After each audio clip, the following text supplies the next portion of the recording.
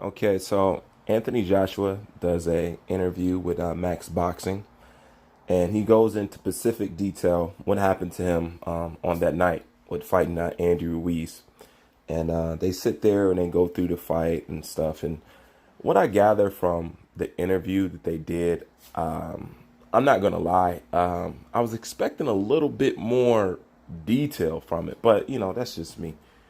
But what I gather from it, Anthony Joshua basically said that Ruiz didn't offer anything for him to get excited about, meaning it was hard for him to get up for that fight because he said he was just thinking about Deontay Wilder and what he was going to do next. So while he was going through the whole Andy Ruiz thing, Anthony Joshua's mind was really on Deontay Wilder.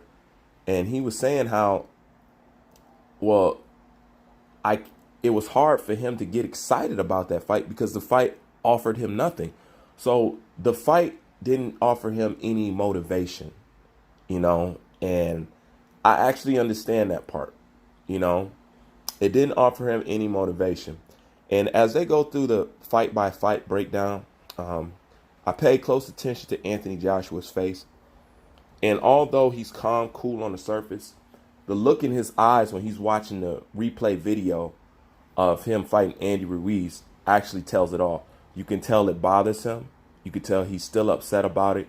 And you can tell the wheels are still turning as to exactly why that happened. Like, even though he's breaking it down, he still feels like he's a superior athlete and that never should have happened. But, he still won't really, in a way, he still won't really just admit what it really is. So that's why what he's saying doesn't really connect with the whole flow of how he's breaking everything down, at least with me. He needs to be a little bit more honest with it. He gave you a good piece and a glimpse of what he was feeling. I believe he was not excited to fight Andy Ruiz, and not that he didn't take him serious, but he did not. It was nothing there to make him get excited. And I understand that because I need stuff to look forward to throughout the week to help push me through my week, to help me get through the day. I set stuff up in my head to look forward to later on in the day. So it just keep me excited and keep me motivated. So I know what he's talking about. And as he's sitting there and he's breaking down the fight, he's basically saying that, on any given night, I was supposed to be able to beat Andy Ruiz, but I didn't. Now, I'm not going to go into any further of what was real and what wasn't real. What dawned upon me while watching him break this down in detail is this.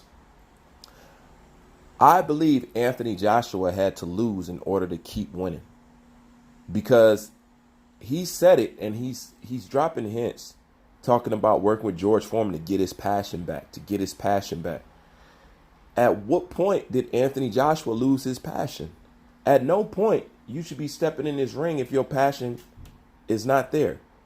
Like a boxer tell you, the second you think about retiring, or you think about you shouldn't be doing this no more, or you're not up for the fight, you should quit.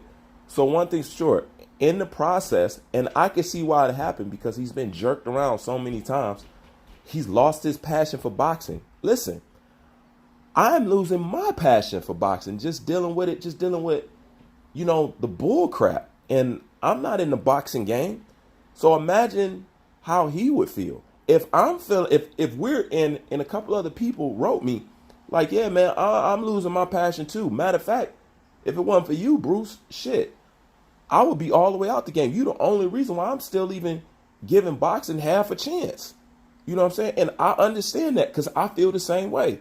You know what I'm saying? I done told people before, like, I'm finna go do something else. You know what I'm saying? And I'm still hardcore contemplating that. Like, I'm not lying about that.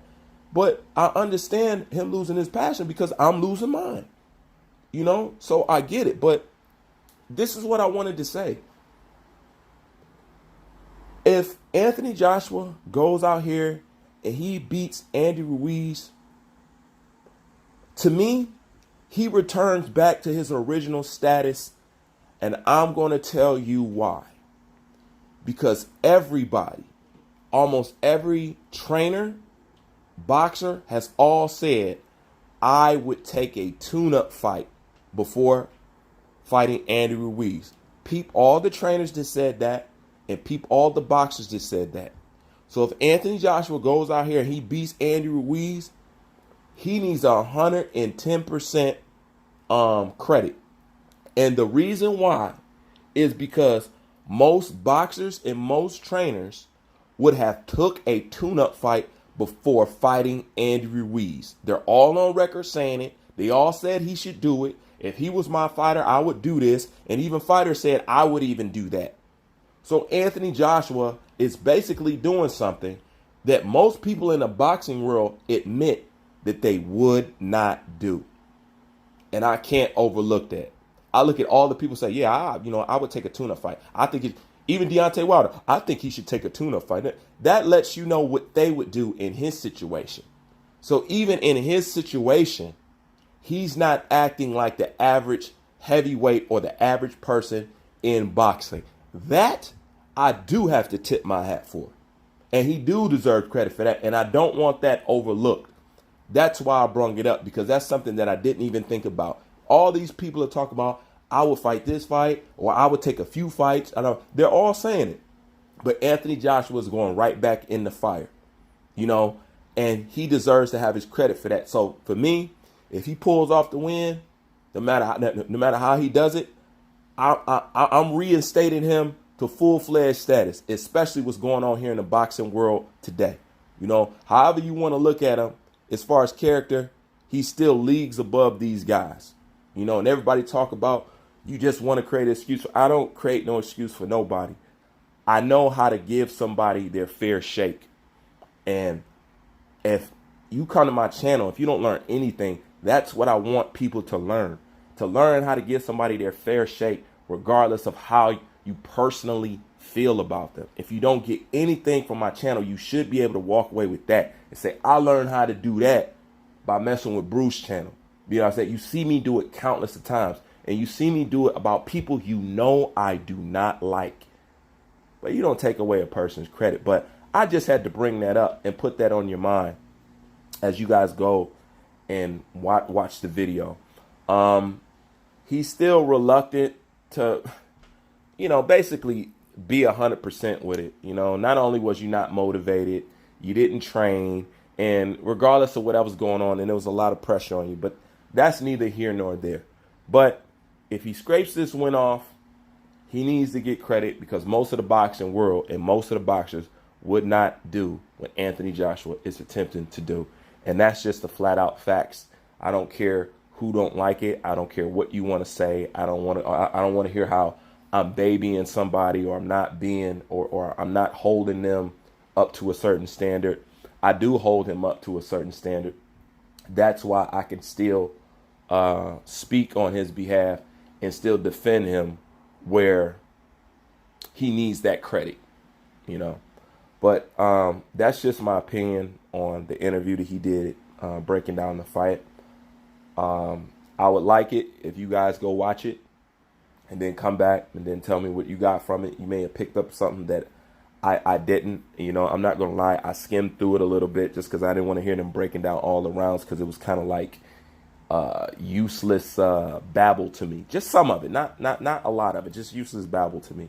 But go ahead and watch it and tell me what you think. And also, what do you think about the fact that Anthony Joshua is doing something that most people have admitted on camera that they would not do? Most trainers and most boxers all admitted that they would have took a tune-up fight before getting back into the fight with Andy Ruiz. Anyways, that's my thoughts. Leave your thoughts in the comment section. Have a good weekend. Bruce Vane, I'm out.